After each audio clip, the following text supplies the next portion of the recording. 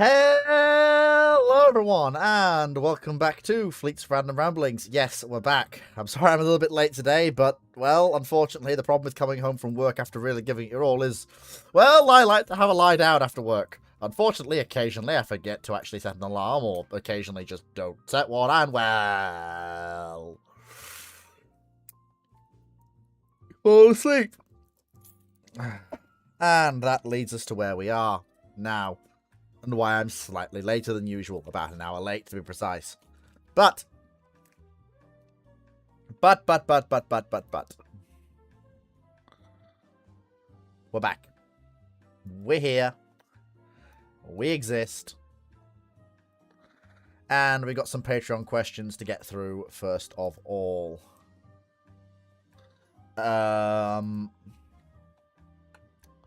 So let's get that out of the way first and foremost. Foremost. So, from Timu Locker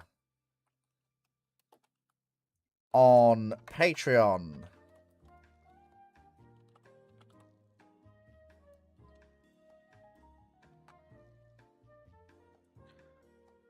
Who asks, since coming back from Japan last autumn, what has left the biggest void? Naval history, food, the trains that work without eating a prayer cycle, the bizarrely charming spectacle of maid cafes and idol culture, or the discovery that in Japan even the toilets appear to have a brighter future than British Rail?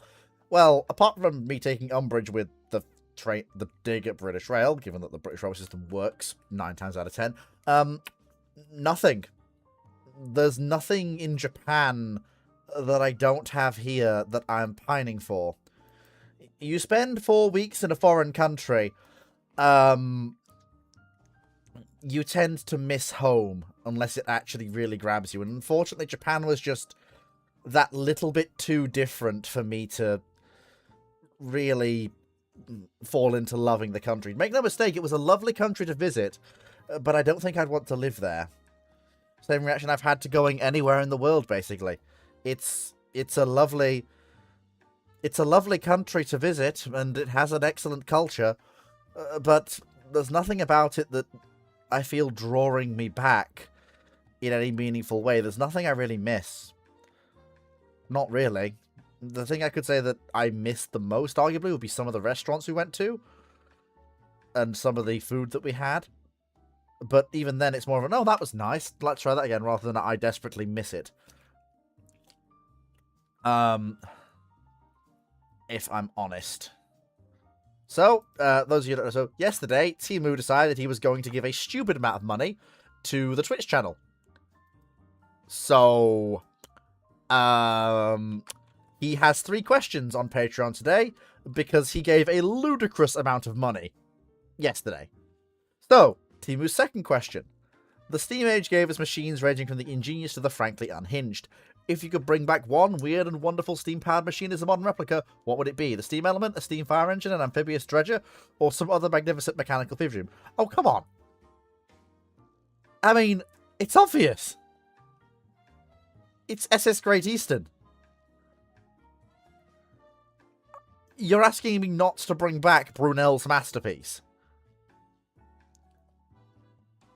No, I'm sorry, I'm bringing back SS Great Eastern.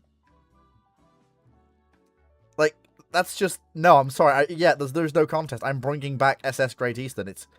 It's not a contest. That ship deserved to be preserved.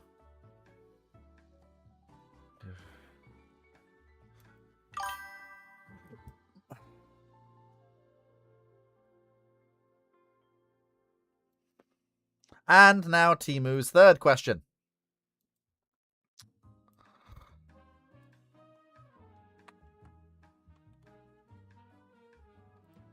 Which is, before he's cut off for asking too many questions, one last one from him. Are there any upcoming multiplayer games the panel would fancy playing together?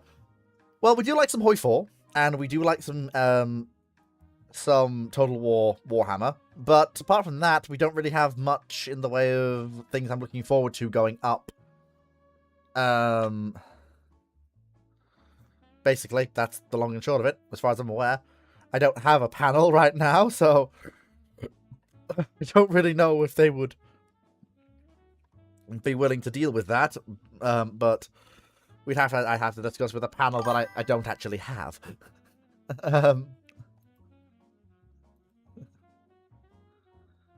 The bot should be working. Yeah, the bot should be working. It should be.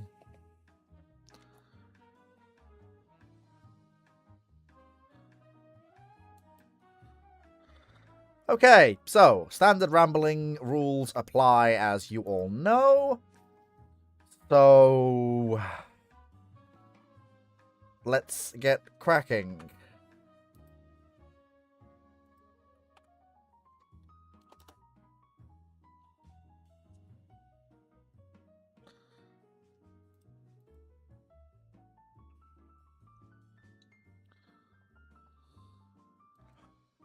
Typical gunnery officer asks, opinions on the YF-1 Barracuda. Why didn't they continue the project, or at least the design concept as a tank destroyer aircraft, since it could possibly carry a 75mm tank gun and loads of HVARs?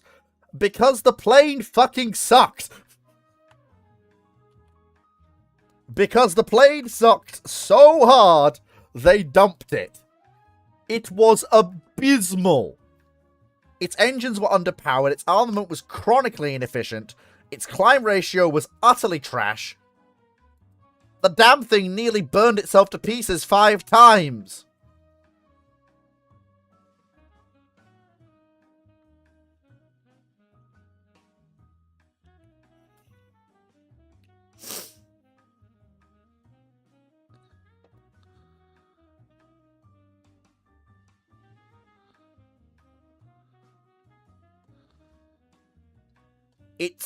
It was just an utterly terrible aircraft. And I'm so glad it was discontinued, because it was terrible.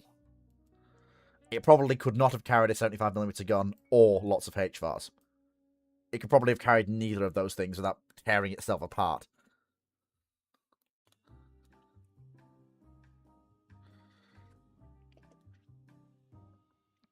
(9631). If it was not for the classification in the 1970s, would the Knox, Brooke, Garcia, and Bronstein classes be called guided missile destroyer escorts? I have no idea. I don't know, Knight.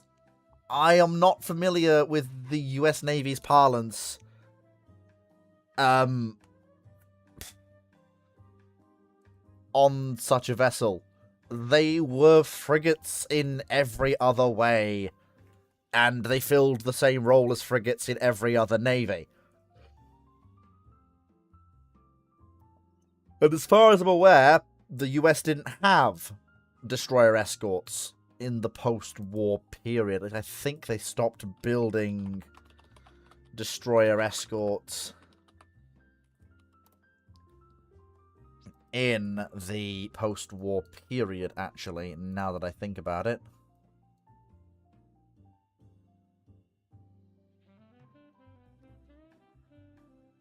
But it does look as though, yeah, it does look as though, yes, they did keep going with the concept through and forwards into...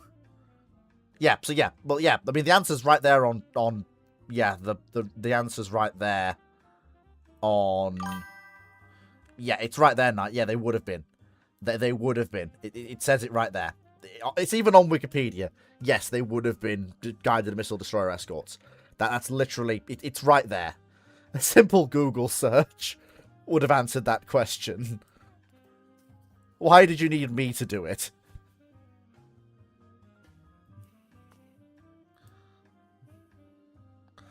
Chandlord, I'm sure Dr. Clark loved that question. Or would have loved that question. In regards to the fast capital ship, destroyer, carriers, cruisers, light cruisers, and destroyers. Me, personally...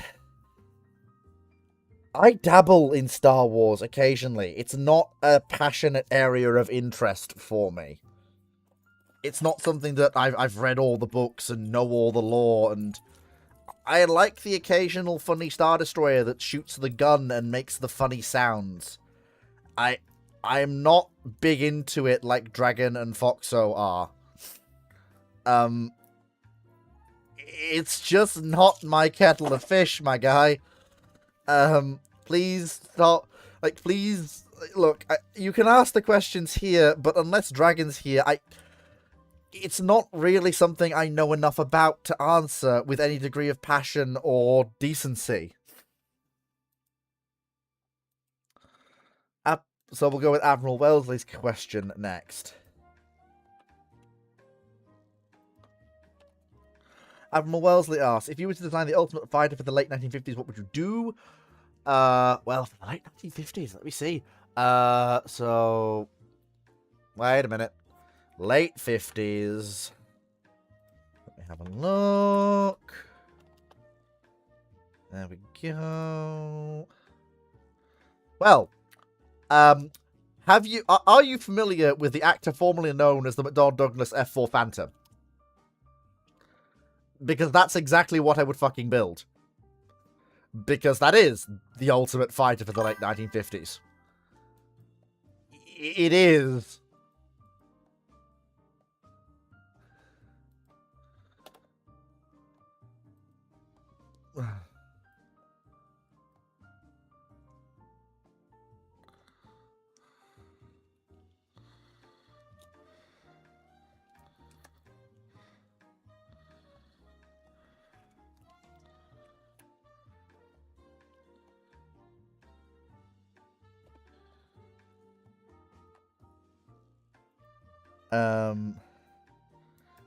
Yeah, kind of. It's fast, relatively maneuverable, carries a very good weapons load, has very good range. Most importantly, that range can also be traded for a very decent time at reheat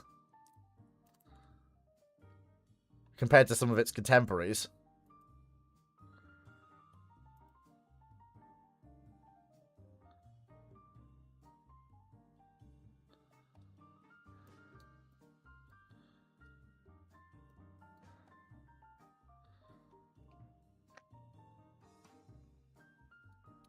Yeah, it's just... Yeah, the Phantom is just that good. It is that good. It was pretty maneuverable. For an aircraft that big, the things you could do with it, you should not have been able to fucking do with it. For an aircraft as big as that fucking thing was, it should not have been able to plausibly keep up with MiG-19s, and definitely not keep up with MiG-21s. The fact that the Phantom could is a fucking magnificent mark for that aircraft.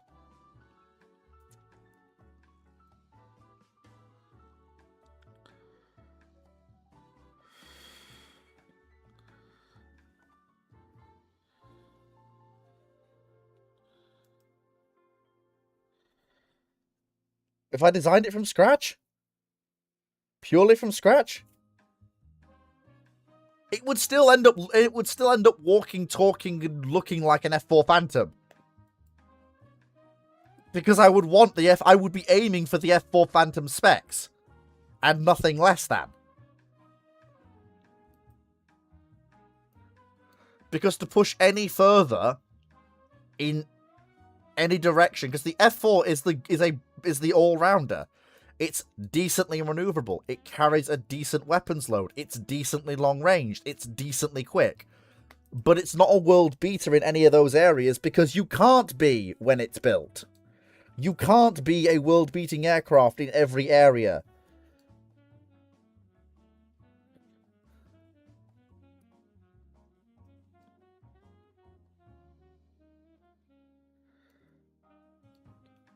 You asked me to build the Ultimate Fighter for the period and to build it from scratch.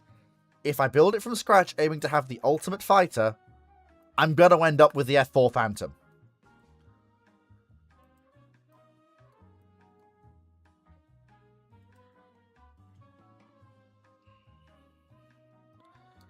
F4's turn rate. I'm not exactly sure off the top of my head, but I know it's good enough for a fighter of its size. What's the question? Design the ultimate fighter for the late 50s, what would I do? And it's the F4 Phantom, without a doubt. It's the best fighter of the late 50s. Easily. Without a shadow of a doubt. Sure, other things can do certain aspects. There are faster fighters.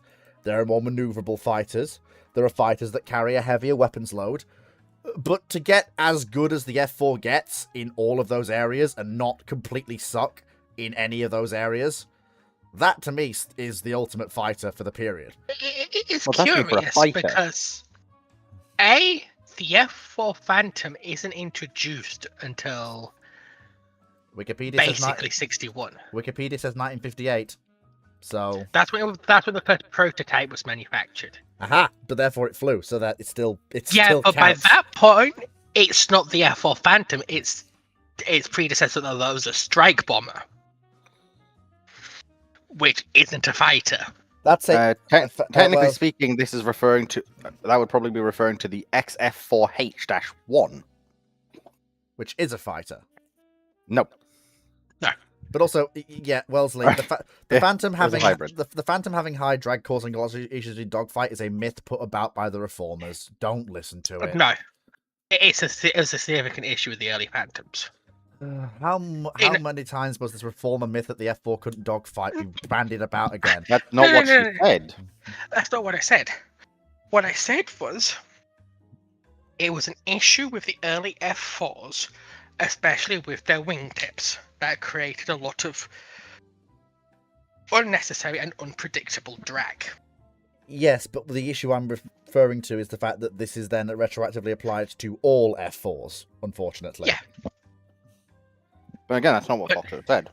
Yeah, but if you, in the context of the question, if you're going for the F4 Phantoms, the prototype ones and the ones from the early 60s, they're going to have that issue.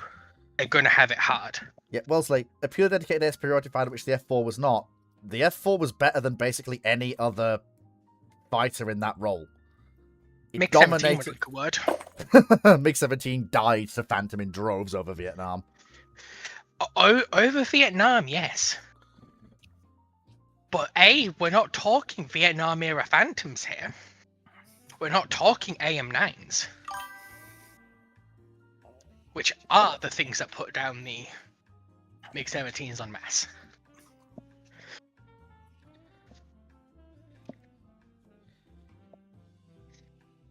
And quite frankly, without the advancements that come in the mid to late 60s that make the Phantom work as a fighter, for the 50s it's a pretty shit fighter.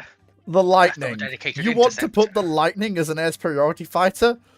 No, absolutely not. Lightning is an interceptor, sure, it'll beat any of them, but not a fighter. Don't ask it to dogfight, the Lightning will scream and then rip its wings off. Actually, it won't.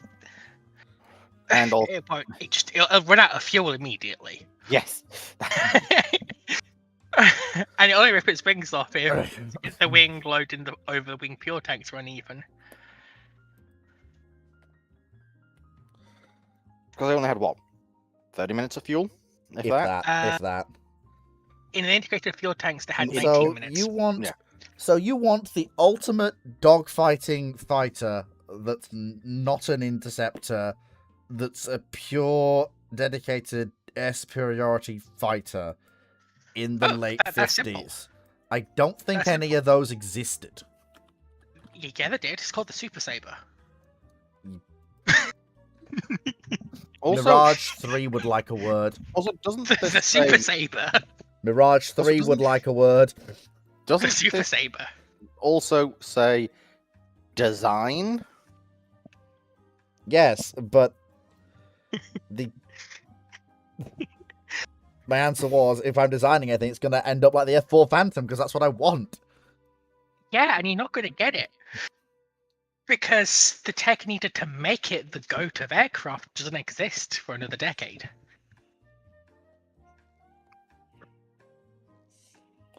I mean, I guess I could build a Mirage with fleet knockoff parts, if I have to make it myself, since I'd rather have a Mirage than a Super Saber. Why? Better maneuverability. Super Saber's quicker, it's more reliable. It is. It's Pratt quicker. and Whitney engine, after Rolls-Royce fix it, is an excellent engine. The I only... And it's got the M39, the revolver cannons. That's true, but I will point to the Mirage's combat record with the Israeli Air Force to its peerless pedigree as a dogfighter, which the Super Sabre didn't and couldn't match.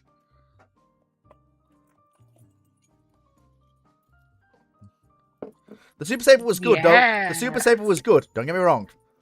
But the Mirage 3 is on an entirely different level. No, it's not. The only reason it's got a much longer record is because Israel used it.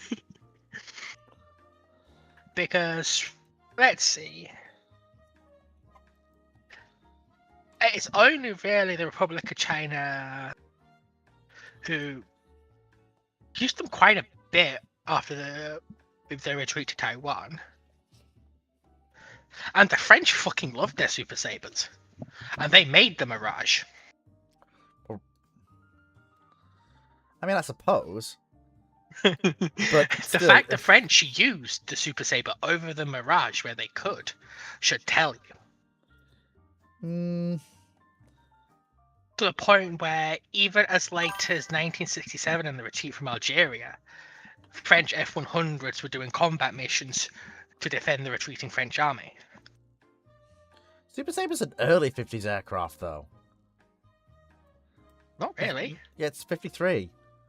Well, introduced 54. Yeah? We're talking the late 50s. Introduced with the A in 54.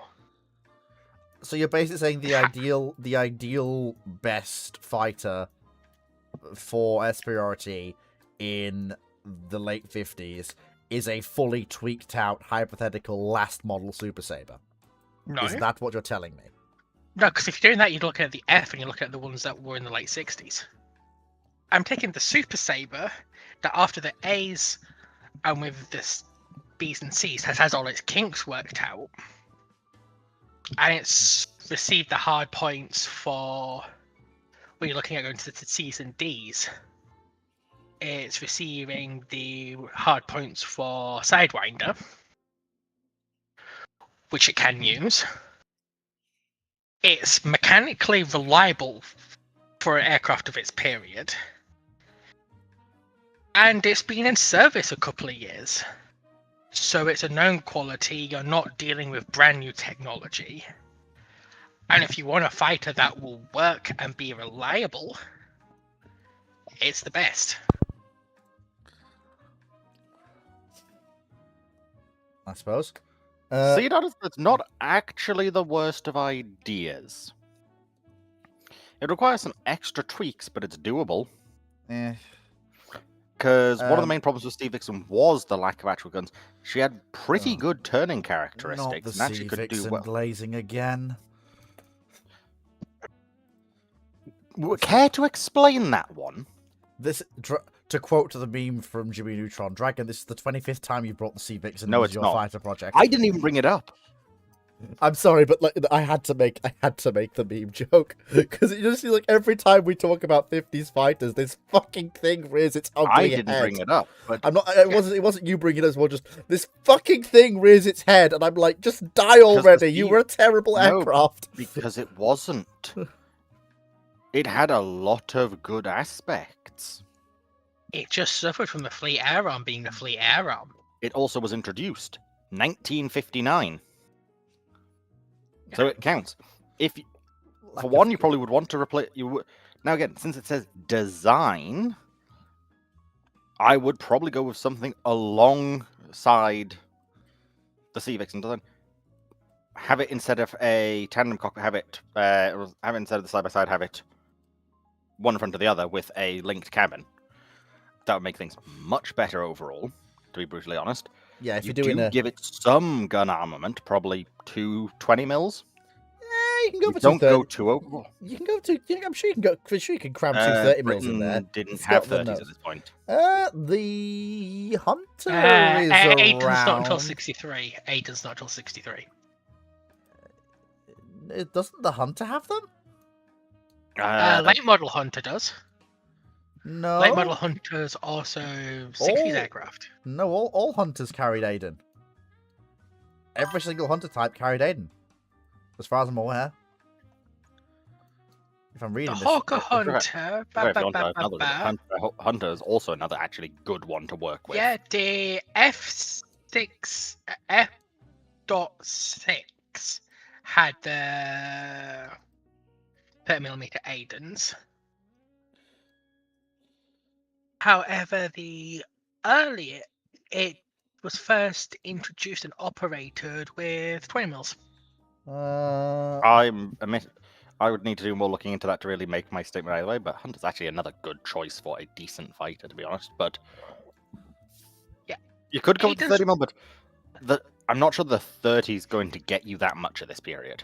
And honestly, I think if you're gonna do a Vixen based aircraft, I think go for the 20, carry more ammunition. Yeah, Carry more effectively. rounds. Yeah, I think that works. 20 mils. It's still gonna mess up. It's still gonna mess up whatever you hit. It's still gonna make a nasty mess of whatever you hit. And as for my modifications to the Super Saber, give it the 6 hardpoint lower wing as early as possible. Because it's not until the Ds and later that it gets 4 hardpoints. And we know it can carry 6 with that minimal modification. So it can carry 6 Sidewinders. If I'm get them the afterburn, get them the Pratt & Whitney proposed afterburner for it. Yeah, if I'm doing my design, I am going to go for a Mirage based design, and basically what I'm going to do is I'm going to sort of go for it's going to sound a bit weird. I'm going to kind of run it through the printer at 125%, if that makes sense. Not stupidly big in beginning it, but I want enough room to have a second seater, and I want enough room to carry a few more pylons under the wings. Basically. I kind of want... I kind of want not quite Mirage 4, if that makes sense. Because Mirage 4 would be too big. But I want something kind of in between. Late 50s room on.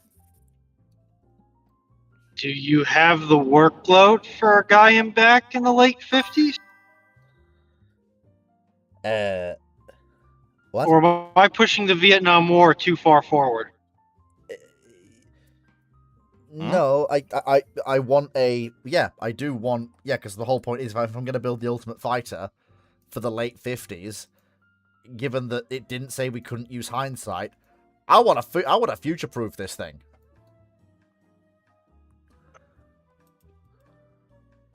You're going to create a large delta dot before fly-by-wire. Not really. And with... I mean, the Mirage and 4 with works. lower thrust... And with lower sort of weight jet turbines compared to what you'll get later on.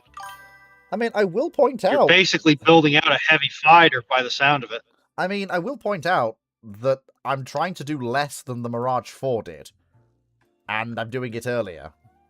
But the Mirage 4... The Mirage 4 first flew on 17th of June 59. I'm not aiming for something as big as that. What I want to do is I want to have a slightly bigger fighter to prepare for the 60s. I'm not trying to...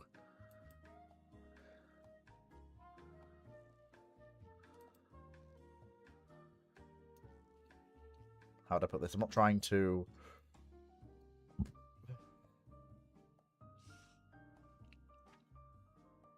I mean, you can see where I'm coming from, right? Like I'm not approaching this from an unreasonable angle.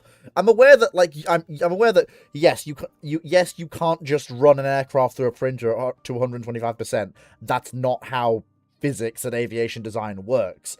But it's the best way to describe the principle and the approach I'm looking at here.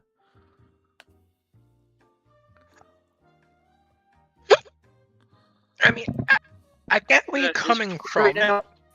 It's just RBG Core explain it better. But That's a large delta dart in this period. That's a death trap Yeah, I guess my without an afterburner. hang up. Gonna I guess my hang up is like you want to say you want to build a mid 60s fighter in 58 59. How much does power production or how much does power plant technology grow in that, let's just be generous and call it a 7-year period? Because I'm thinking, all right, you're now adding probably about 1,000 pounds to the airframe, including the weight of the guy in back, to have a guy in back. If you're gonna make the airframe capable of taking the air search targeting radars you need for radar homing missiles and guide beam missiles, that's going to be more volume and more weight. You're going to have engine bays that will take a turbojet engine upgrade that will have a generator on it that can give enough wattage to power all of that emissions and compute equipment to make those radar missiles work. I don't know why you're saying this like it's all an impossibility. F4 And Phantom then- sat there staring at you. But what I'm saying is you're making it, basically you're building an airframe that may Build a be death trap. underpowered. Yeah, you're building an airframe that may be severely underpowered for what you want it to do, and may be really, really awkward for the first 2 production orders in its service life, until you finally get your engine technology up to the point where it's basically you're building P-51 without the Merlin engine, I or you're would building push Air back Cobra on- with. I explain why I thought you flee. Basically, delta dart. Right, so you're aware of the wing shape of the delta dart, right? Yes. At altitude, that's a brilliant wing shape. Mm-hmm. If you're going fast, that's a brilliant wing shape. Uh-huh. It is if you're at low altitude or you're going slow, an absolute nightmare. Okay, this is all well and good. Because it and I- becomes right. I just haven't finished. It becomes virtually uncontrollable. The Mirage, how the Mirage 4s got around this was having an incredible thrust to weight ratio. Okay. And they flew in Where- 59. So if they flew in 50, like, I hear you. But I just wanted to interject something real quick because I need to get it in Yeah, now while we're on this quickly, so you can answer my question before we go on. If I'm building a smaller airframe in France slightly earlier, and if I'm willing to accept 2 engines in it, like a French Phantom kind of, why can't I also pull off the same Mirage 4 trick? When I put 2 inches in a delta dart. Oh, fuck. Again, the Mirage 4 did it. Yeah, and the early Mirage 4 was a death trap. Okay. Basically, okay.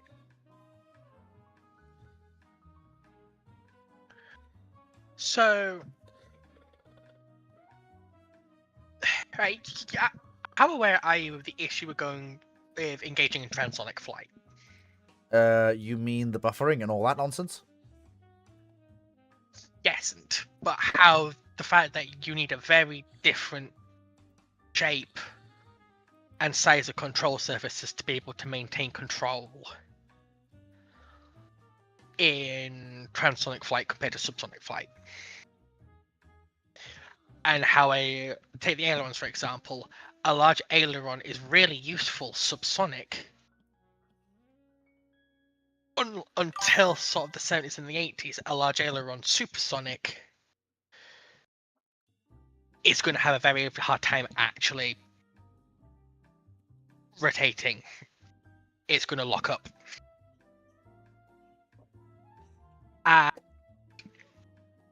So, just clarify, you're talking about making a bigger version of the Mirage 3, right? That's the basic premise, but it's not literally a bigger version of the With Mirage 3. 2 engines.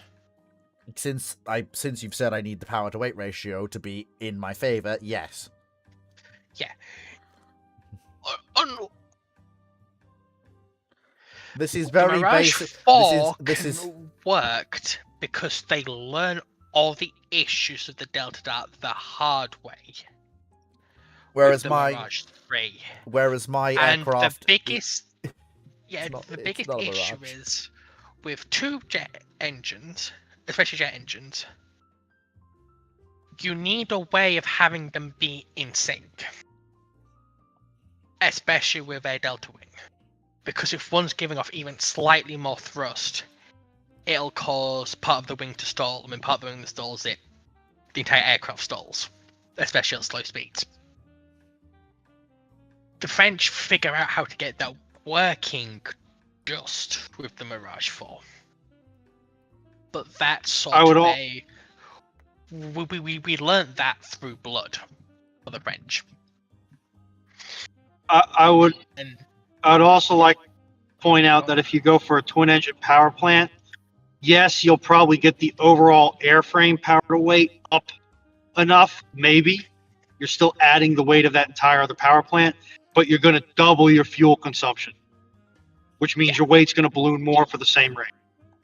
And it's going to be much harder to balance, because how stuff like the Phantoms, the Bucks, the F-15, F-16, they get around it by having very high authority tails. Very high, and they do funny things with their ailerons. The issue being that doing that with a Delta Wing, you're as much likely to stall the aircraft as you are to get the authority you need, if that makes sense. Yeah, it makes sense. Right. We have been on this question for a fair old bit. Let's move on. Probably. Just because, yeah. 1971 asks if the Australians have been offered the 2 other Indefatigable class battlecruisers as spare part bins to keep HMAS Australia going in the short term, would that deal have been acceptable? Acceptable in comparison to what? And to who? I feel like this is one of Knight's questions where the context is away in his brain and we don't have it. Acceptable in comparison to what other deal? What's the alternative? What are the Australians doing to Australia in return? When is this? Is this before World War One? During World War One? After World War One? Pre-Washington Naval Treaty? Is it in a hypothetical alternate timeline? Why? What's the alternatives? I need the context. I don't have the context. Yeah, and even then, even if you go in World War One, after World War One, where the British would be getting rid of the Indefatigables and the inflexible.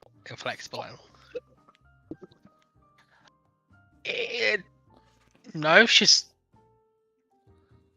Australia, and those first and 1.5 generation battle cruisers are obsolete. They absolutely are.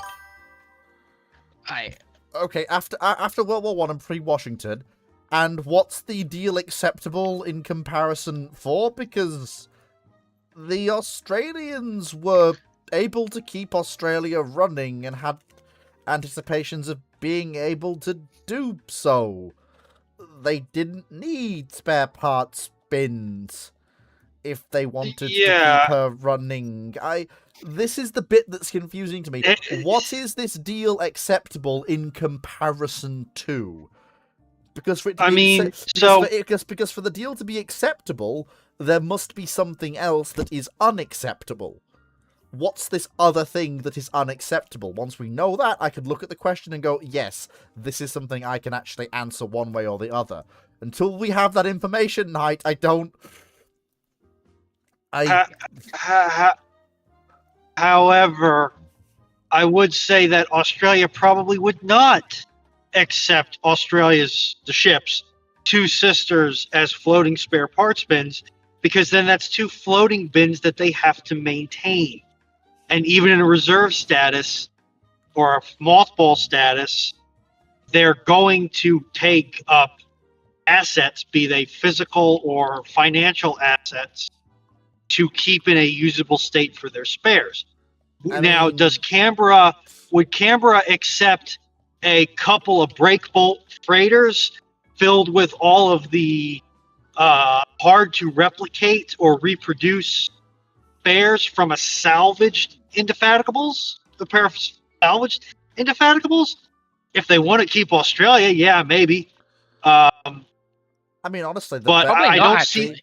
the best option for Alright. Canberra is actually for the two ships to sail under their own power to Australia and be broken up there. Because I'm going to be honest with you, a lot of people do overstate the sheer amount of work breaking up ships like this actually generates. And given the state of the Australian economy post-war, breaking up those two ships for spares would generate an awful lot of work for an awful lot of people. It's not even Do they that. have the yards to do it? You don't even you don't need yards to do it. Quickly.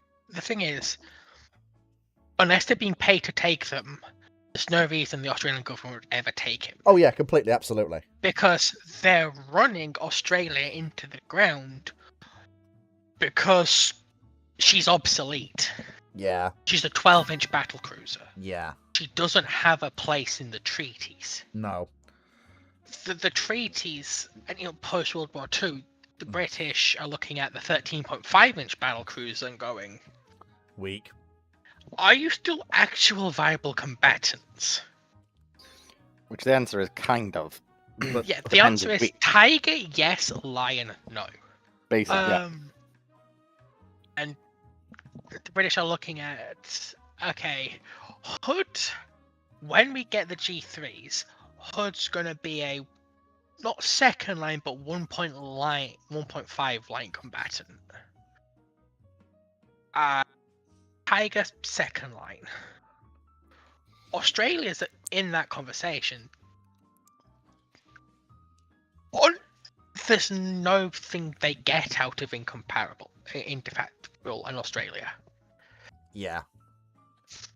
Australia was returned to Australia because she's not technically a British ship. She's an Australian ship, and it's their choice to do with them what they will. And as soon as the Commonwealth navies decided as one to lump themselves under the British Navy, quite wisely at Washington, their fate was sealed. Sorry, her fate was sealed. Yeah, her fate was sealed with the ending of World War One. Yeah. She just wasn't needed. No. Although why she was scuttled rather than broken up, I'll never know. Given that breaking her up would have been a job creation measure at a time that Australia could have done with that. It would have actively cost the government money, though. Because normally you would get some money on either end for breaking up a ship, right? In theory, yes. That would be. So that often gets overlooked in the aftermath of World War One and World War Two is the scrap metal market and the recycled metal market fucking crashes. Yeah. It crashes hard. So the 12-inch dreadnoughts, the British scrap and get torn down. Mm-hmm. The British government has to pay the breakers yard to take them. Because normally the breakers yard buy the ship, they scrap it, and they sell the scrap value for profit. There's so The much breakers scrap. yards There's so were much. refused. Yeah, there's so much Yeah. scrap on the market. Yeah, no, completely. Because you had stuff like war production artillery steel, which was fucking everywhere. Yeah. The British were making thousands of artillery pieces a month.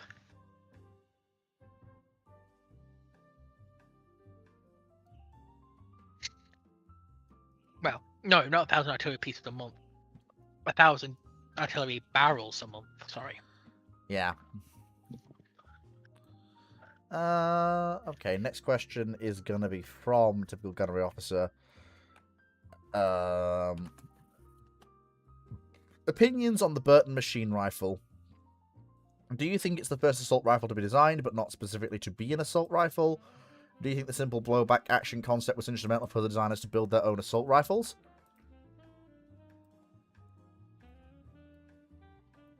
I mean...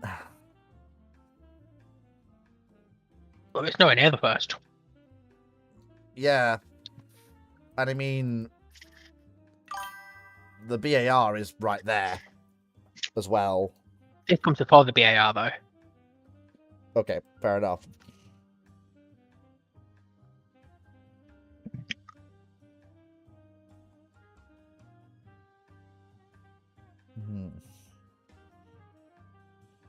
Yeah, so this was designed 1916, BAR was 1917. Fair enough.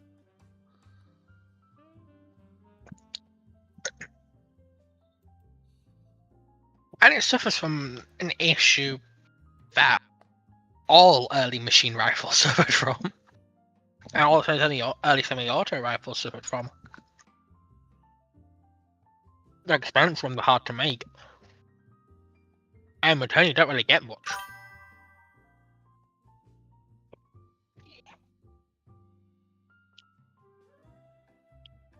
Especially when it's been designed in 1960. As politely as I can put it, the rifles either side infantry forces were using didn't fucking matter. Yeah. They weren't what were killing people. Shrapnel shells, high explosives, machine guns, gas. Disease. Yeah. And it's a lot of cost for not much gain. And you'll notice that basically all sides during the conflict basically ditch the full-on rifle for the carbine relatively quickly. And it sticks after it. Well, not really. You just end up with a lot of mixed units. Well, no, the short muzzle Lee Enfield, the Germans ditch the Gewehr completely for the carbine. The French do as well. It's only the US that comes in with a full, that enters and exits with a full-length rifle. The British... The short muzzle Lee Enfield is a carbine. Yeah, but when the short muzzle Lee Enfield comes in, the earlier models of the Lee Enfield don't go out of production. They set up parallel production that goes into mixed units. Because the British find that the carbine is significantly better on the Western Front. But the long-barreled conventional rifle is a lot more useful in other theatres. Where the conflict's a lot less dense. And hence where the Aussies go in with full-length barrels into the Levant, and they do a lot better than the carbines. Mm-hmm. Makes sense.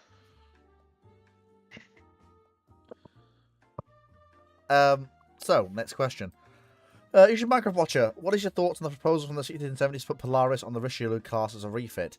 It comes out of this same idiotic idea that I have assaulted and battered down, and once again, here I go again with the hatchet.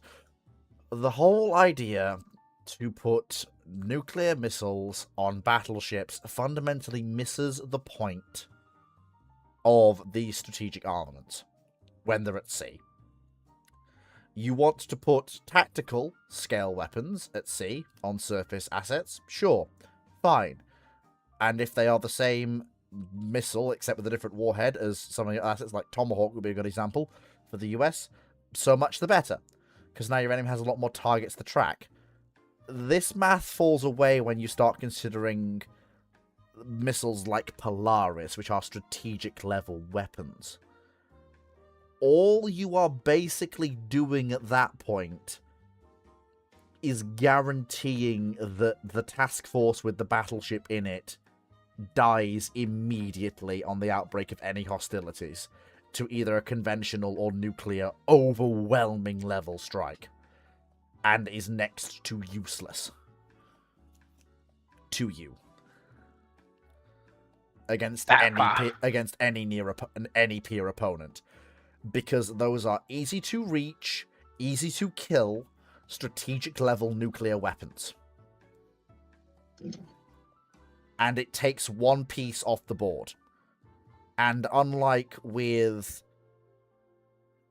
Yeah, it's just... There's a reason why every single power that considered this dropped the idea quickly and went back to the much more sensible concept of the SSBN. That's the way you put strategic weapons at sea. Why, Wellesley? Because they had a hull they weren't sure what to do with.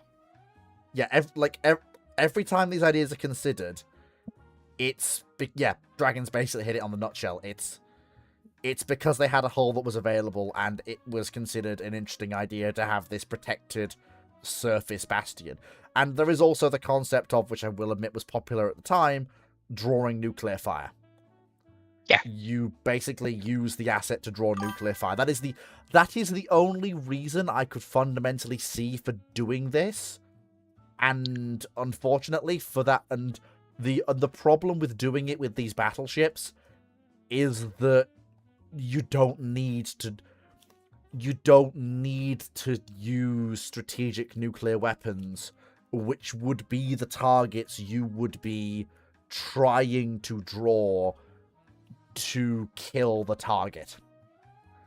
Whereas when it comes to stuff like ILO fields and nuclear bomber bases, given the size of them and the defenses that they would have around them, you would need to deliver a strategic nuclear warhead to guarantee a kill on that target. Whereas with a battleship, even surrounded by a task force, there are ways to deliver a kill to that target reliably and relatively easily with conventional force. An SSN can do it easily. No. A wing of bombers can do it easily. No. Right. I got to interdict quickly. This was considered in the early to mid 50s. Okay. Then an SSN Which, sure, no, the point you're making is correct. But the nuclear doctrine you're referencing is from the mid to late 60s. And with it, it makes a degree of sense in the pure context of the 50s, especially the mid 50s. In a period where you're still looking at there is no such thing as a tactical nuclear weapon. All nuclear weapons are strategic. Wait, hold on. In the 50s? Yeah. You do... Remember that the majority of nuclear weapons are free-fall bombs. Foxo, Polaris doesn't come in to service until 61. Yeah. So this can't have been a 50s proposal. Yeah, it's a 50s proposal that they modernize to put Polaris in. So in that case, then we're talking about the Polaris version of the proposal. Yeah. Which therefore means that, given that I was under the assumption we were talking about the Polaris proposal, yeah, I was applying the nuclear doctrine of the time to it. Yeah, but I'm just making a point here. It's one of those... Even in the 60s as well, there's no such thing as a tactical nuclear weapon. There absolutely is in the 60s. Strategic. In the 60s, there absolutely is. No. But tactical nuclear weapons as a strike element are very much coming up with the miniaturization of nuclear weapons, which is very late 60s, early 70s. No, by the early 60s, you do have warhead miniaturization. You do have tactical... Hence they use that word. Proliferation. Even then, proliferation had already sailed. You had the Honest John and Free Rocket Over Ground for the US and the Russians. You had the beginnings of what we would consider true guided IRBMs. Sorry. Like, I understand what you say. If you were talking about the 50s, Foxo, I would agree, yeah. Yeah. Early 50s, yeah, is the thing. But by the 60s, the proliferation ship has already sailed. Yes, but a lot of Right. A lot of intermediate ballistic missiles at this point that have tactical warheads, because there's a very good argument that tactical warheads don't actually exist. They're all strategic. I would disagree. Tactical nukes absolutely Yeah. do exist. Like I said, it's a debate, and we won't know until someone presses the nuclear button. And see how people treat a tactical nuclear weapon. Mm-hmm. But and a significant portion of the idea is that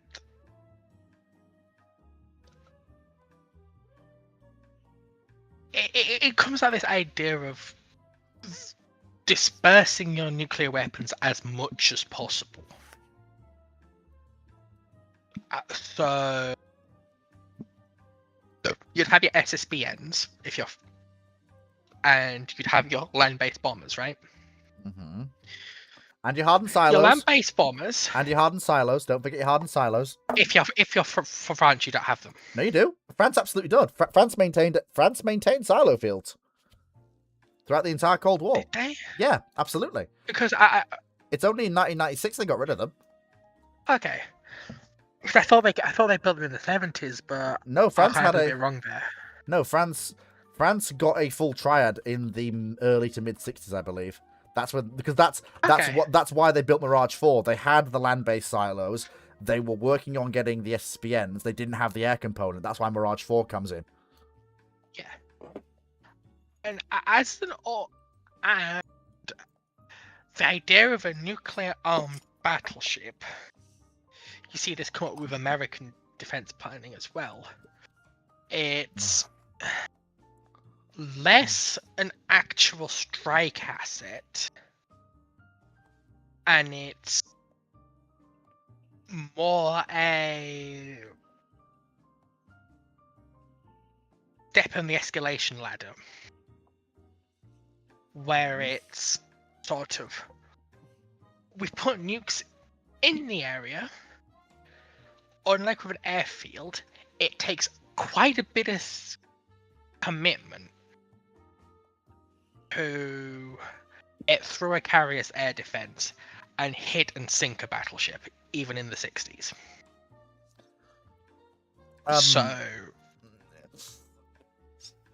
And unlike your SSNs, whose whole survival strategy is they don't get seen. Not in this period. This is still This is still. But you're not going to have them surfacing on the enemy coast. This one. Oh no! The SSBNs surfacing to make their presence known has been a thing they've done since they existed. The Soviets and the Americans were always doing it to make a point. Okay, fair enough.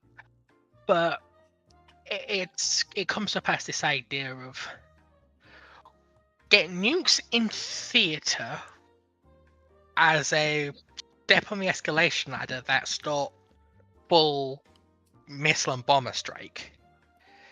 That requires an element of basically, to sink the battleship, you're going to have to sink a chunk of the fleet. By sinking the fleet, you've made it perfectly obvious what's going on. And it's sort of like, it's a bad idea, but it's sort of this idea of they're nuclear weapons that the enemy has to commit to deal with. My counter to that would be, why not just have the battleship be conventionally armed? Because a conventionally armed battleship's not a nuclear posture.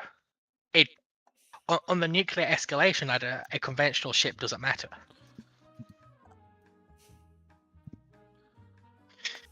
It's the same reason an Arleigh Burke doesn't matter if you volley fire 12 nuclear-tipped supersonic missiles at it.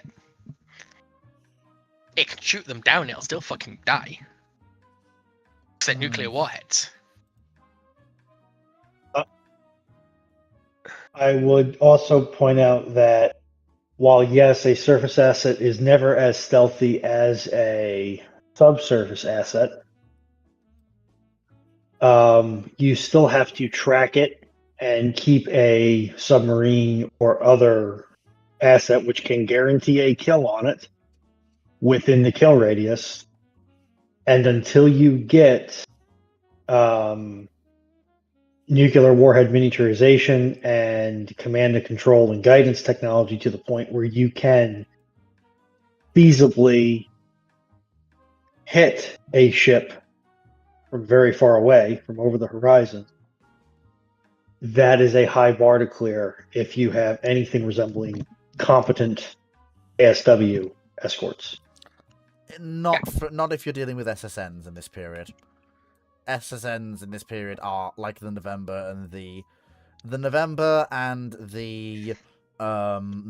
and the skipjacks are basically out of context problems for ASW forces to deal with until you get lightweight anti-submarine torpedoes. Because they will run in at 28 knots, laugh hysterically, dump their entire torpedoes, dump their entire forward tubes at close range, then run away laughing hysterically at 28 knots, or in the skipjack's case, 35 knots, while the ASW escorts flail around behind them, firing ASW mortars at ships that aren't there anymore. Yeah. And that's why these nuclear battleships never go anywhere. Yeah. But you're looking at these being designed and proposed in an environment where those don't exist or those capabilities aren't blatantly obvious. Yeah, it's basically... If I remember correctly, it's not until USS Nautilus does her thing. Yeah, basically... The US Navy go, oh shit. Yeah, it's basically Nautilus laughs hysterically at a US carrier group and just absolutely just refuses to fucking die. That's basically what drives the development of US lightweight ASW torpedoes. Yeah, and so you're designing these nuclear battleships in a time period where Nautilus has either not happened yet or has just happened. Yeah. And everyone's running off the earlier submarine assumption that if a submarine is found, the submarine is dead. So the battleship makes sense as a second-order strike unit. Yeah. Whereas Nautilus comes along and goes, hee, guess what, fuckos? You can't catch me! And the SSN kills the idea. Yes. And then, of course, you get the Novembers going to 28 knots from the Nautilus's 20, and then the US comes back with a skipjacks, goes, hold my beer, son, and goes off to 35 knots. The skipjacks were noisy as fuck, but for the brief time before neither side possessed ASW torpedoes, the skipjacks were basically unkillable. Yeah. But it's just sort of, that's where these designs stop. Yes. And it's that sort of, it's almost like the tankette. It's an interesting idea that ran face first into reality.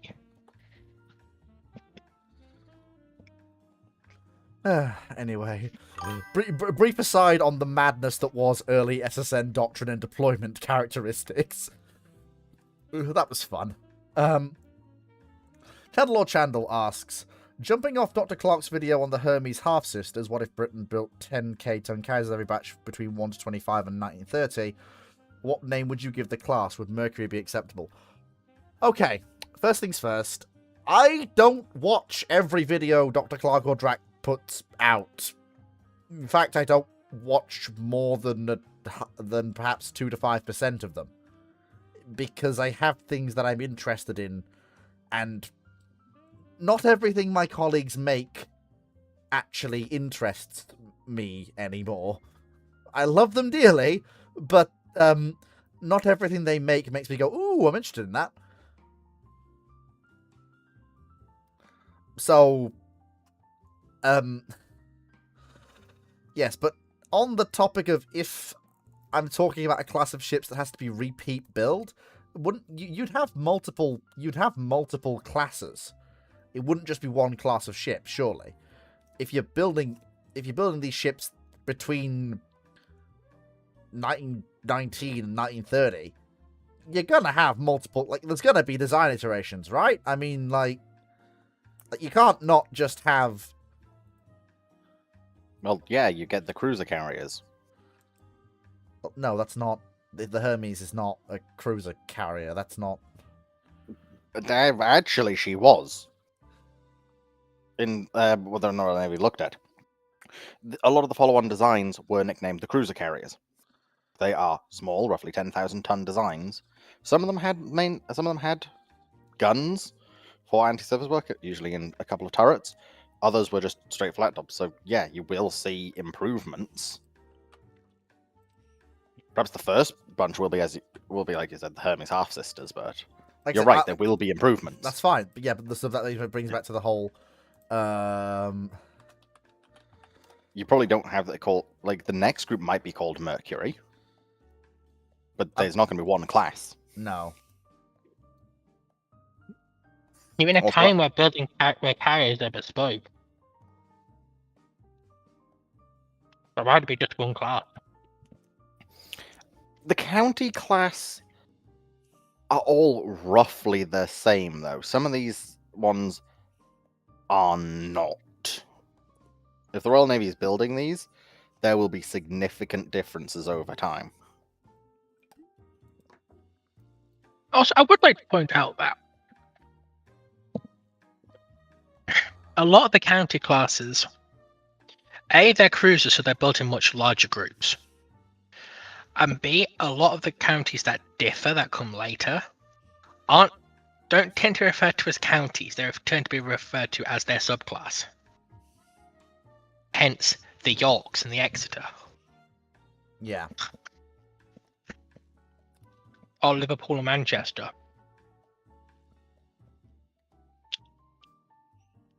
Anyway, next question. Yeah. I Knight quickly- 6... Who was it that who asked that question? That was No. Chandler or Chandel.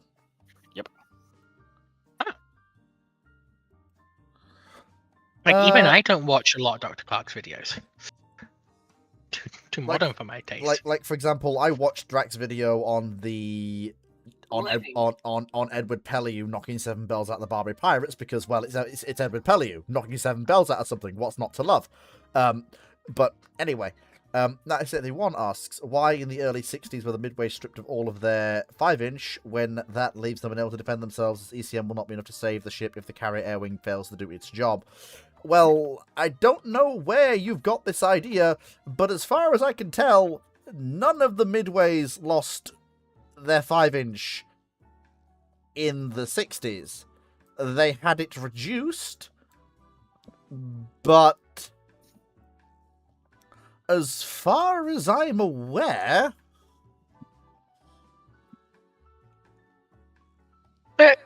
Okay. From my reading, some of them did have it fully removed.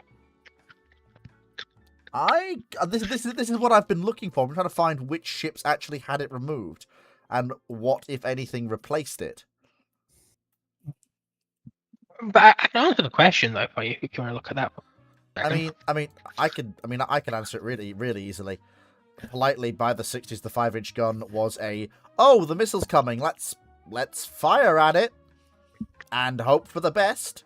And if it's against an aircraft trying to do a dumb bomb attack, it's still a fucking terrifying prospect to fly through. 5-inch fully automatic guns were and still are terrifying things for aircraft to deal with if they're dumb enough to get within range of them. And if you lose, and if the Midway has lost those guns for some reason, then she would never be alone to begin with. So she would have other ships with other 5-inch guns to defend her. B, again, for her carrier air group to fail so spectacularly at missing a target, then again that target's lasting it through. Again, like I say, escorts, they exist. It's their job. Okay, so from what I'm finding, in the 70s, Midway herself has her 5 inches removed. They was later get replaced with 2 phalanx Seawers. Oh, well, there you are then. There's your there's your Yeah. thing. Like I'm sorry, but Phalanx is an even worse prospect for a aircraft that's doing a dumb attack run or for missiles that are coming in. Phalanx will do a much better job in both circumstances because here's the things miss. Phalanx will kill anything that it can track. This includes dumb bombs. Phalanx will kill dumb ordnance. In fact, it'll do it with contemptuous ease. Yeah, only if it's locked into Aegis, though. No, even solo. Phalanx will do. Phalanx. As far as I'm aware, until you get to the 2010s, it can't, because it's a signal processing issue. As far as I'm aware, Phalanx has always been an independent system. That's kind of its whole point.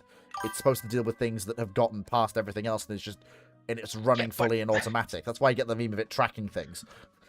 Yeah, but it's also an independent system, but it can also be integrated into Aegis. Yeah, it can be, absolutely. And what it does is, Aegis essentially takes its relatively limited integrated radar suite, takes over and paints targets in much higher fidelity and makes it much more accurate. And sort of, that's when it just becomes fucking terrifying. But also, even in the period we're talking about, the aircraft isn't going to get to drop those bombs because, yeah, is Phalanx a 20mm cannon? It is, absolutely. But you're having to close to within, like, yeah, that is all of the Burt, and you are not a hypersonic missile. And also, Yeah, but it's the 70s. The aircraft, even in the worst case scenario, it's just firing off its version of Sea Eagle at you, and it's staying out of range. but at that point, then again, we're back to it being something that Phalanx is designed to deal with, a missile, which is and it'll do a better job than the 5-inch guns would. Yeah, the 5. So again, we are back to the same issue. From what I'm reading, the 5-inch 54s on the midways weren't the fully automatic ones. No, I think they were. By the time they had their first refits, they were. Okay. If I'm correct, because they have the distinctive, funny turrets, the funny I hammer square. Okay. Because I've seen references to them having gun crews, and it's like,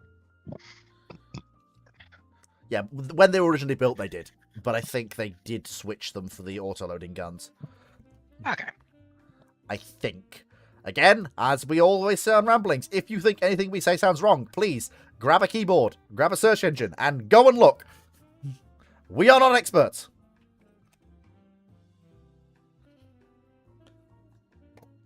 Chandler asks, with the task force given in question 1, which we didn't answer because it was I chose to sideline it. What are the outcomes of the following option? Charge, strike from afar, disengage, and ask to board. You're looking to engage a task force composed of a Scharnhorst class, escorted by the Type 40, 35, and 37 class torpedo boats. All sides are operating under the Henry Stickmin logic. That is the logical option, isn't necessarily the correct option. The problem with this question is that Henry Stickmin logic only works if one person is pulling all the strings and has pre-thought out all the scenarios. Those games only work because one person is planning out in detail how all these different scenarios are gonna work and what the punchlines are gonna be. The problem that we have here is that to do this question justice, I'd have to go away and basically... Yeah. You see Not where from scratch. Yeah, it's... Yeah. Because you can't just get to the point where this is occurring because I've no idea. Why are the Germans there? Why are the British there? What's the... Like, the Stickmin thing works because it's all set in part of... It's set in part of a universe. There are characters. There's a certain thing behind why people do the things they do. even despite the absurdity of it all. Whereas this is a very short, sharp, one-stick scenario that it doesn't really work because under the Henry Stickmin logic, the problem is sometimes logic applies ruthlessly, and sometimes it doesn't, and sometimes something fucking completely unexpected happens that has nothing to do with logic. Anyway, do we want to move on? Yes, we probably do. I'm sorry, we can't. Okay. So, but no, yes, sort of, slightly. I got run over on the last one, and then my internet died, and you both did miss something about that period of AA that I at least think I know I'm correct about. We have moved on a bit since then, Ruinov. Just Yes, Fleet, but you both ran me over, and then my internet died before we moved on. Go on, then. And you Be did quick. miss a major contributing to it. At the end of World War II, and as we get into the Jet Age, they're finding that even the 5-inch 38 cannot track enough, so they start going to 3-inch, and then they eventually wind up at missiles and 20 and 30 millimeter CWIS. So it is losing the 127s and the 5-inch guns in the 60s is just a natural evolution of heavy AA in the modern era. Yeah. That's what I wanted to say. basically what we said.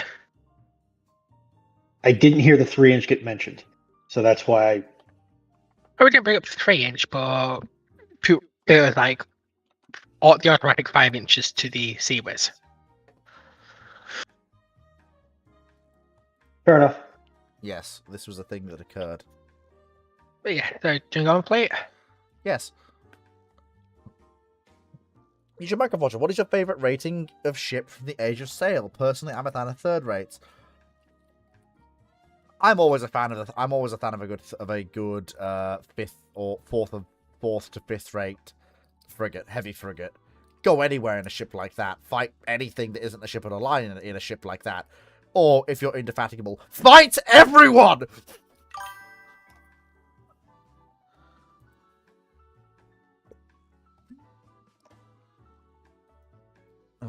Well, when I've heard even Goldface fighting Indefatigable. Yep.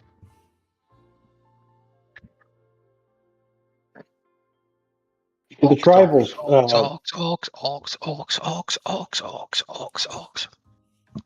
Did the tribals fear fighting Indefatigable? Yes. Mm-hmm. Horse fight? Put it this way, the carrier HMS Indefatigable R10 nearly rammed through a pair of tribals. Yeah. The tribals got out the way of Indefatigable.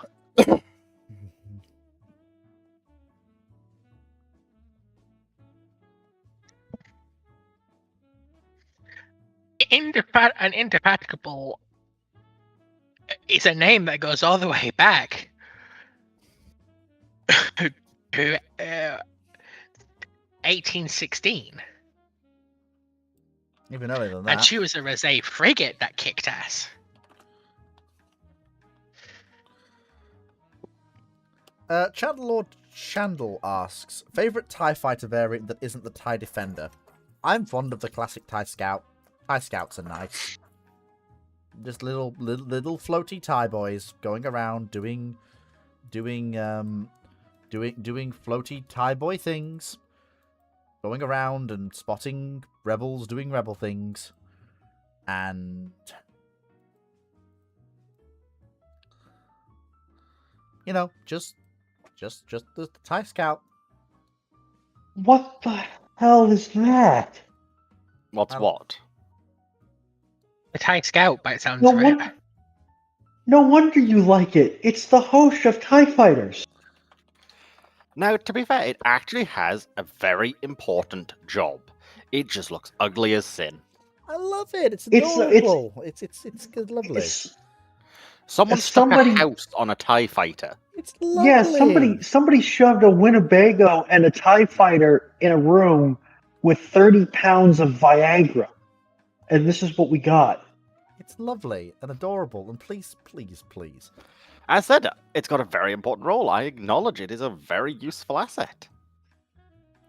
But it's There not was the best but. looking. Now, admittedly, it could look worse.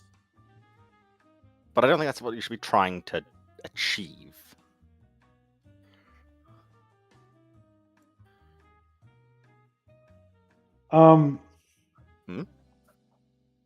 I'm gonna say the TIE bomber, just because I feel like it's underappreciated a lot of the times. And I'm not certain what is and isn't canon at this point. I'll just go off whatever you want in terms of TIE fighter, as I said. Sorry, but I've got a bit of a strange one. Go on. You're not sorry, but go on.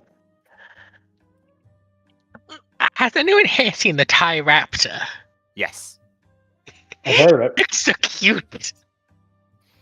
The TIE Raptor is It exists. interesting.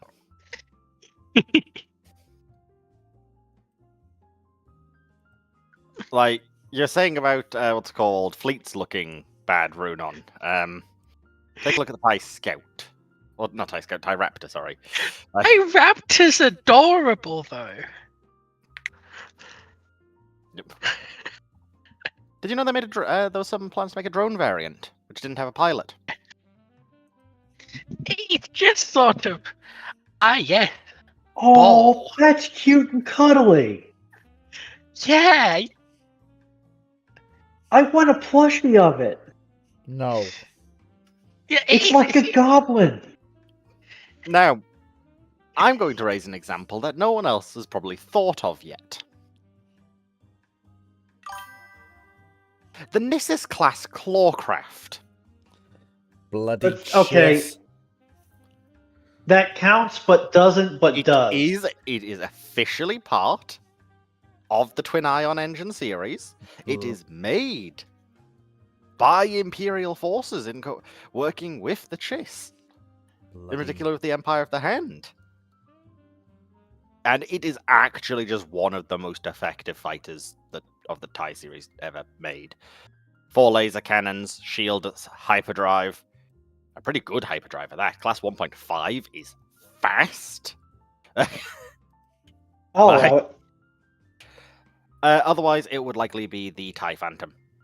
Or TIE Hunters. Okay, if we're including those, Interdictor is fun, I do agree, Sea Dodders, but go on, Foxhome. then are we including stuff like the TIE Torpedo Bomber? I would have said that's acceptable. Because that's not a TIE fighter, it just has the name TIE. Well, it's part of the TIE series. So I would have said so. Do you want to post an image of it? I'm surprised you're not looking at something like the TIE Star Cruiser. Okay, I think that's a bit out of the remit of the question. For people unfamiliar with the TIE Torpedo Bomber, Oh, post the same image.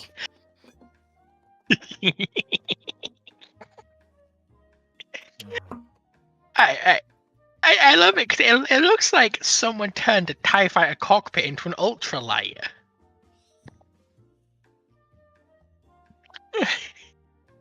the thing is, we're not entirely sure where it's even come from. Oh.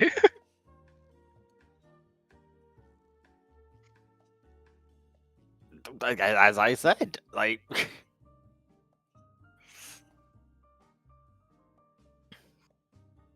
What in the blue blazes is that thing, Dragon?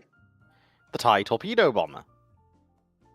Yes, I know of that image, the Sea Dodders, but beyond that, we don't know where it originated.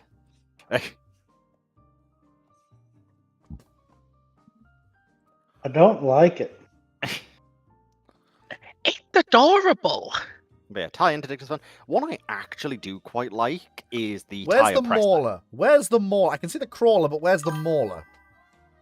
The sentry tank, technically not on this list because it's technically not the same thing. Ah, angry fleet noises. Pretty angry. Oh no, correct. No, the crawler is the Stop sentry it. tank. It's the other one. It's the The mauler! The tie mauler! no, the tie AP 1. Yeah, that's also a weird one, but interesting. The fact that it has it explicitly was built with a high power self destruct system says interesting. I could believe it comes from X-Wing Alliance, but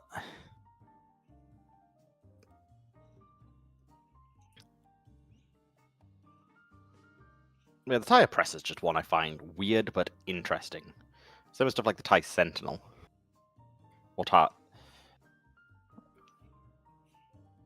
There is one which is, I kid you not, unidentified tie variant, which is kind of neat.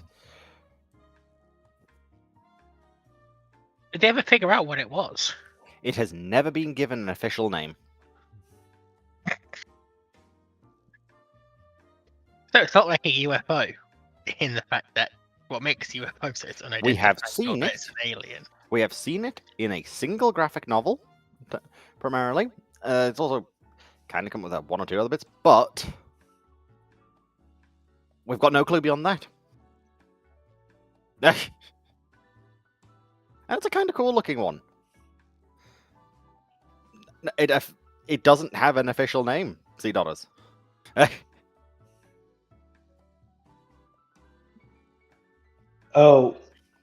This is my obligatory reminder to everybody currently listening that Yarrick is not dead yet. Yes, he's He came back back alive. he came Yep. back in an animation, didn't he? Yep, that was Where he's released shooting today. the guy telling you to surrender.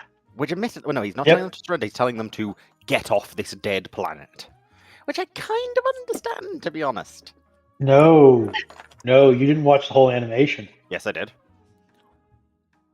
Did you say Yarrick is the one saying get off the dead planet, or No, the Yarrick is the original one guy. shooting the guy? He shoots the guy. He shoots the guy who's saying "get off this planet." Okay, Which all right. I actually I understand must. why that guy's saying get them off this planet. It's not worth dying for. Oh, so But wait, yes. hold on. So Yarrick is Yarrick's not back. kill? Yes, he is. Now, currently, the fandom's belief is the only reason he's still alive was still alive long enough is the Orcs believed he couldn't die, and the Mechanicus sort of went, okay, how the hell do we keep you alive? The fact he now has literally a power pack on his back to keep him alive says something. I mean, Yeah, and he's been described as quite literally bolted together. Gazgul is going to be happy. Gazgul might be on his way back to Armageddon.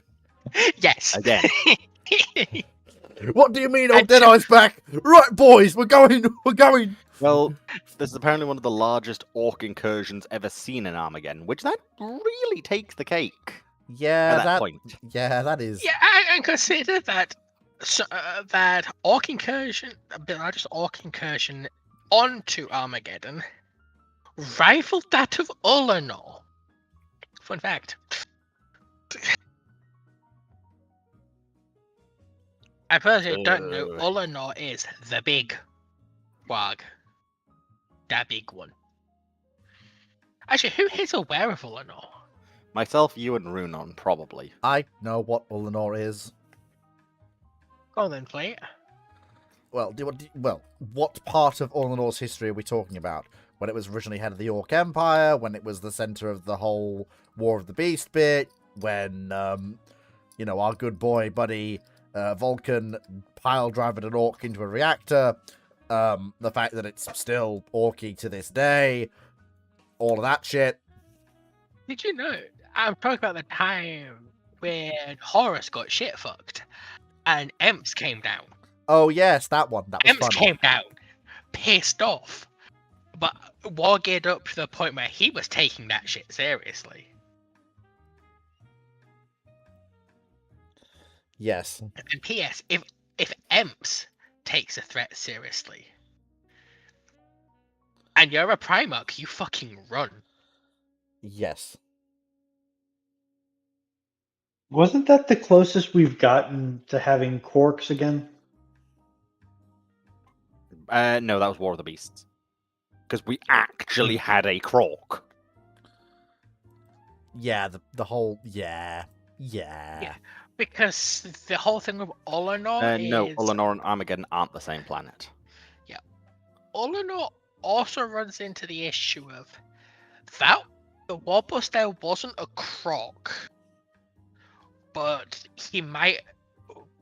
But from the Heresy books, it was likely a side evolution of a croc, like with how Weird Boys are. How Weird Boys technically aren't orcs. It's where one of our favourite images comes from. This one. Which makes you go, oh. They're big. Hello, Titans. Turns out my local Games Workshop store just randomly had a Warhound Titan in today. Nice. And They wait, were- just They were sent two, but it's like, nope, I cannot afford that. Yes, Triumphal Unknown, indeed, you're correct, Chandlord. and Word. is that the one that's the unofficial art piece? No, I believe that is the official one. Because I know there's another one that's really popular that's actually unofficial. That gets used a lot in Titan scaling, and it's like, that's fanon. Because I'm pretty sure that's on the book from the Horus Heresy series. No, because I don't have a credit card, Timu, and also, while I'm interested in that, if I'm spending £435 on something, it's not going to be on a Warhound Titan, it's going to be on a Mastodon super heavy assault transport. Mm-hmm. Yeah. Yep. Right. So, next question. 1971 asks, is it realistic to say that the Freedom and Independence class littoral combat ships are not ideal replacements for the Avenger class MCVs? Yeah. They're not dedicated minesweepers. They're not ideal replacements. But at the end of the day, they were vessels built for all of the work that you might expect a ship to do in the littoral. This includes, but is not limited to, minesweeping. So while, yes, that statement is technically correct, the best kind of correct, I would also say it's a little bit disingenuous since that's not all the Freedom and Independence class ships were supposed to do. They are not dedicated minesweepers. It's one of, but not their only job. However, a 60% solution for a role that you have is better than a 90% solution that you don't have. Indeed. And this is why we should have kept building the primary version that actually worked, sort of, mostly, kind of. Ish. There are Yeah. enough of them. There are enough of them knocking around. Typical gunnery officer asks, which late World War II advanced diesel electric submarine design would you choose for your unrestricted submarine warfare against the Allies if you have at least 12 of them fully operational, armed, and each filled with trained crews? The I-201 class or the Type 21? The Type 21, it's not even a contest. It's not even close. It's not even... this shouldn't even be a question. The I-201s are designed as short-range sprint boats to defend the Japanese home islands. They're good boats, but they're not designed and worked up for for commerce raiding warfare. The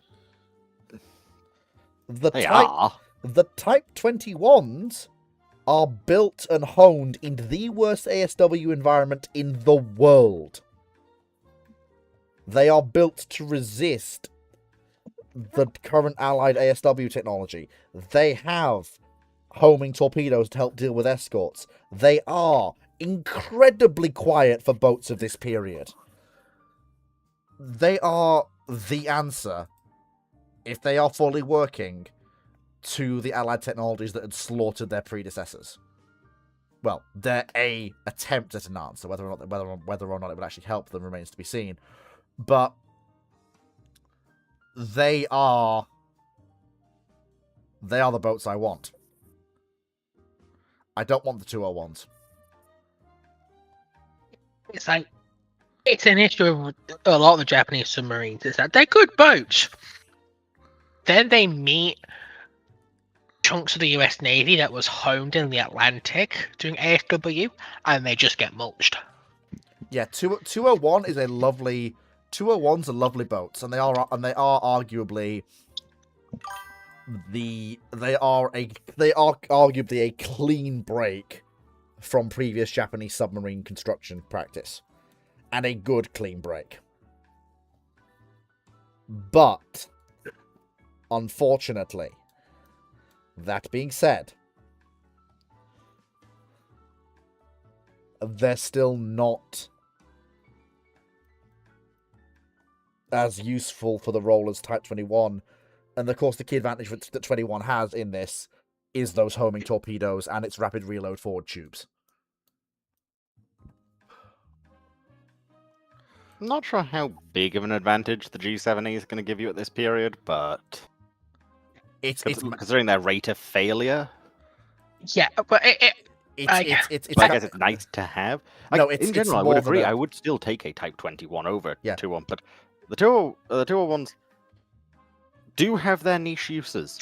Oh no, I'm not denying that. But if we're talking about we're Yeah, going and to to conflict. we're going to do commerce raiding, boys.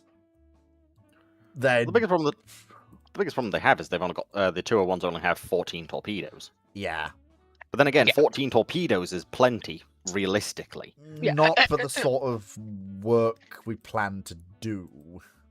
And it's also, never mind that. The big issue is that they're both shite. Because they're going against late war ASW. And a late war ASU escort groups. ASW escort groups. Any submarine,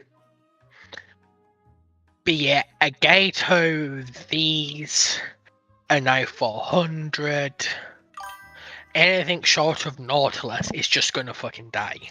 The only way these work is if you use them as a proper wolf pack with outside coordination and some degree of air reconnaissance.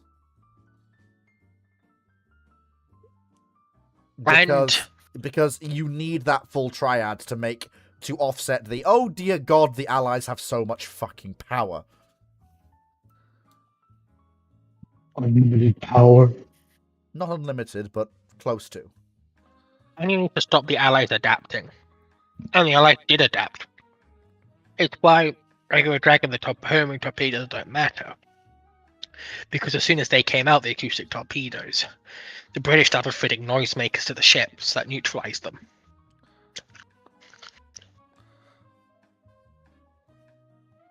It's like, you get any sort of success with either of these boats, either the USN or the RN's going to adapt slightly, and they're going to put them all to the bottom.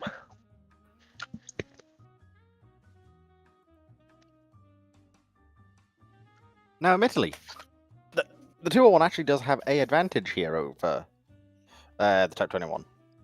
It's cheaper. Not just she's cheaper, but also she actually has she can get up to her top speed quicker than the 21s can. Like, they can actually get up to their 19 to 20 knots top speed scarily quickly. Mm-hmm. Actually, no, I'll disagree with Fleet. Actually, think about it. Mm-hmm. The Type 21s would be the better boat. Go on. I'm curious why you've sort of swapped it around now. Because they're cheaper and quicker to build. And both sets of subs are going to have the same lifespan once they start in operations. True, but the question does state you've already got 12 of them active. Yeah? But Yeah, but the depth charger doesn't care if which submarine's more expensive and technically more capable.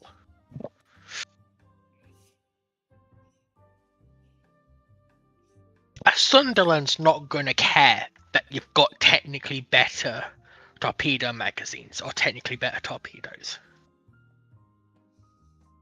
Both are going to kill you anyway, so you might as well pick the cheaper option and try and get more of them. Bit fatalistic, I know, but They're submarine crews. To be brutally honest, they're already in floating coffins. Yep. And that's not insulting submarine crews. It's like just genuinely submarines of that period basically were floating coffins. Oh.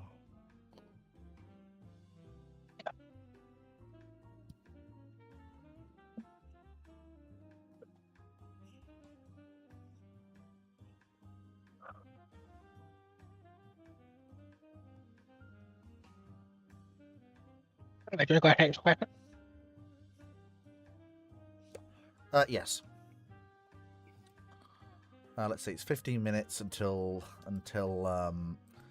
10 o'clock. So let's find a nice. So let's have a YouTube question quickly. YouTube Minecraft Roger, which Soviet fighter bomber aircraft is your personal favorite? The Tu-95 is not bad. I'm sorry. Look, everyone. Look, the bear is not bad. The bear is not bad. But Did you say fighter bomber? It says fighter or bomber And aircraft. Okay. Okay. The key word missing there. I heard fighter bomber, and I'm Yeah. like, on Right. what planet does the bear fit that category? Like I'm sitting here going, why does everyone forget the Badger? The Badger was awesome. The Badger is awesome. The H6 is still awesome. Like, I love the Badger. Hats off to the Badger. 10 out of 10, best twin jet bomber ever built. Fuck you, Canberra. I will die on this hill. Yes, you will die on this hill as the Canberra bombs you. The Canberra Yeah. is worse than the Tu-16 in basically every way. Slower, less longer range, Badger, less bomb badger, load. badger. Now, of course, this is for the obvious and chronic reason that the Badger is later and bigger. So, yeah, there is kind of that obvious thing sat there staring me in the Yeah, face. I just looking at it. Because in the The Badger. Tu-16 Yes. fleet, Oh God! Oh, I love the Badger. I just love it. It's Mm. great. It's great. It's great. it's not, but It is. It's lovely.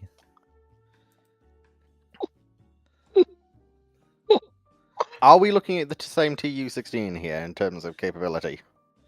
Yeah, it's great. you're talking about it. What is it? The Milkurin AM3s, the M500s. What? No. You must be, because that's what the Tu-16 had. I'm talking about the Tu-16, not any MiG aircraft. Tu-16 Badger. Yeah, the Tu-16 had the McCoolin AM3 M500 turbojet. Yeah, and they were perfectly fine. The silence is deafening. Aha!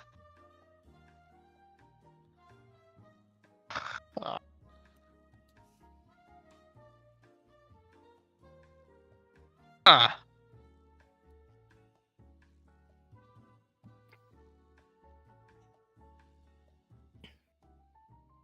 Sure, please, sure.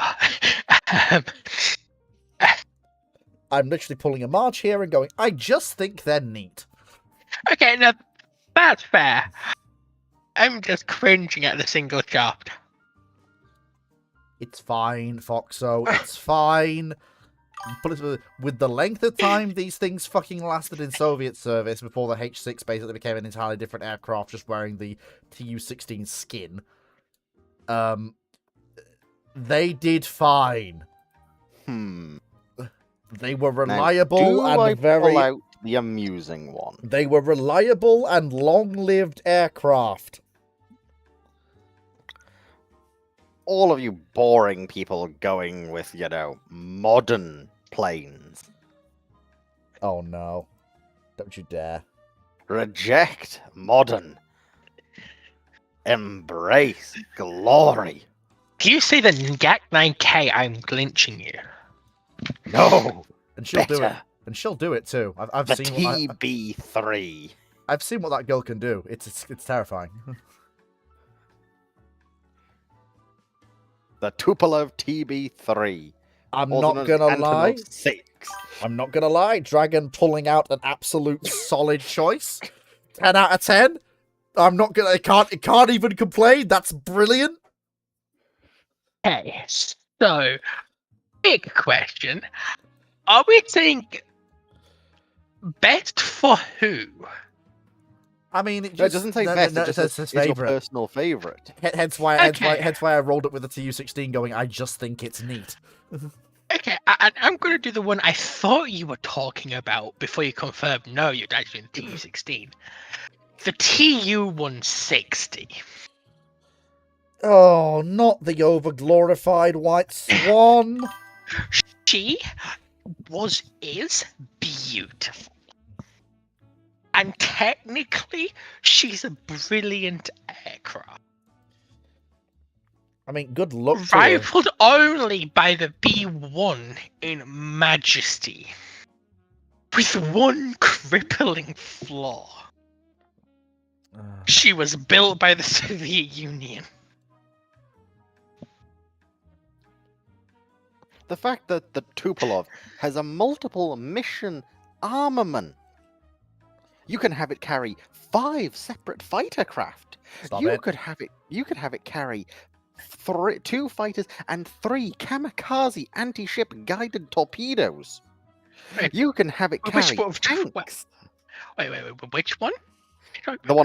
The plane I posted, they had developed TV3. a craft. They had developed a craft for it, which was a kamikaze flying torpedo. Yes. Quite literally, the point would be you would be able to carry 3 of them on the lower wings. You'd be able to launch them. The pilot would guaranteed die in the attack. Is a noticeable feature of them. And would blow up enemy ships. I am going to be a heretic and a non-believer and an infidel and state that the Republic P-47 Thunderbolt is my favorite Soviet fighter craft. That's from Ace Combat, Fox, That's though, isn't it? technically cheating. You know, these appear in Ace Combat. Yes, I know that. But that's the underside of the TU-160. Look at those lines. Concorde's Those better. square intakes. We can also carry tanks. They're quad engines. The twin cells. Now, I will be honest. It does feel a bit like a Soviet rip-off of a B-1 Lancer. But I do like it. But that's because it does. Wait. It was built to do the same job. Yes. Please So? tell me where in YouTube Minecraft Watcher's question it says produce or designed as a It doesn't. qualifier for Soviet fighter/bomber. It doesn't. It Yeah, te- but you're it- breaking the spirit of the question. it technically No, it does just says not. personal favorite. I mean, So and it could be a design study, Fox, though, theoretically. And I mean, to be fair, the Soviets used the P-47 somewhat differently than the Allies did, so its experiences in Soviet service were different to its Allied experiences. So, technically, by definition, Ruinon is still within the spirit of the question, and I can't believe I'm saying that. Yeah, but I'm still gonna call Otherwise, her a you're coward. going. That's fine. Otherwise, I'm going to go for. Is this just in World War II? No? No. In Yeah, that's the general, problem. the I'm TU-160 looking is at a from the list. 80s. But it has to be Soviet, is all the only. No, I'm looking at a list because I can remember shapes but not names. I believe that's Well, called dementia. Well, if it's not a fighter nor a bomber, it's technically not in the question, is it, C-Dot, I'm afraid, in that instance. But I'm still curious which one you're choosing. Yeah. Nah.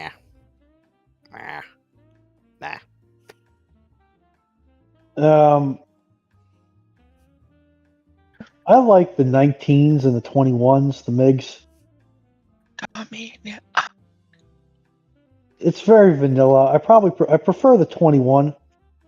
over the 19 if I have to give a Soviet design and built answer. Very pointy. Yes. Right. Right.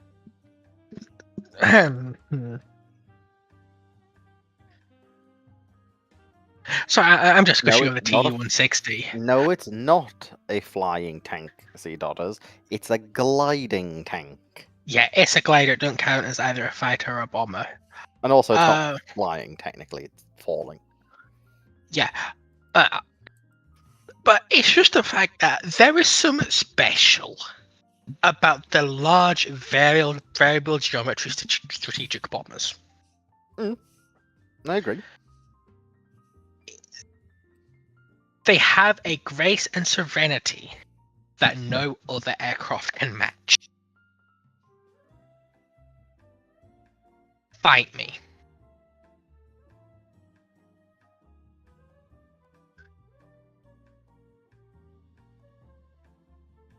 Because when they fought those wingbacks and they're going Mac fuck,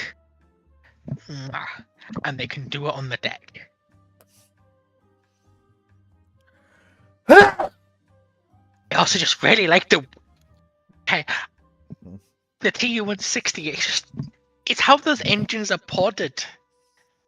They're not in the wing route, they're slung beneath it. And they've got a really angular air intake. But it's not a flat, it's at an angle. And it's not trying to be stealthy, it's not trying to be similar, it's not. It's just a fuck you nuclear weapon aircraft. Oh, fuck you, hypersonic missile be upon ye. Yes, it technically is. Also, it's worth pointing out, apparently, that Tu-22 is owned by the BBC. Which one? Sorry, that Tu-160 is owned by the BBC. Behold, on the tail, the BBC has claimed this bomber. Yeah, BBC Pripyat.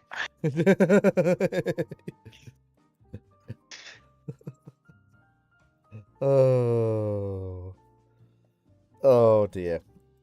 And on that little joke, it is time for us to end. I didn't think that would be the question we'd end on, but it actually was a very good point for us to wind down. Thank you so much. Become a cabbage. Indeed. Thank you so much, everyone, for watching. Obviously, I know that people are a little bit weird with the way Ramblings is now, but again, this is down to just the way things are right now. And the way, real life does unfortunately have to come first, sadly. That is unfortunately that is the way it be. But I am trying to keep good on my commitments and at least keep the normal schedule I used to have up and running. And I'm steadily getting back into it now. So fingers crossed. Tune in tomorrow for Rule the Waves 3. And France continuing to batter Germany overhead with a sledgehammer for the 14th time, while the battleship Voltaire does her impression of being a French warspite again, and wades into the enemy again, and blows things up with her 17-inch guns again. If you haven't seen the exploits of the battleship Voltaire, please do go and check out the VODs. She just gets up to a lot of shit. Take care, everyone, and I'll catch you all next time. He's a savage, believe human savages, bind them.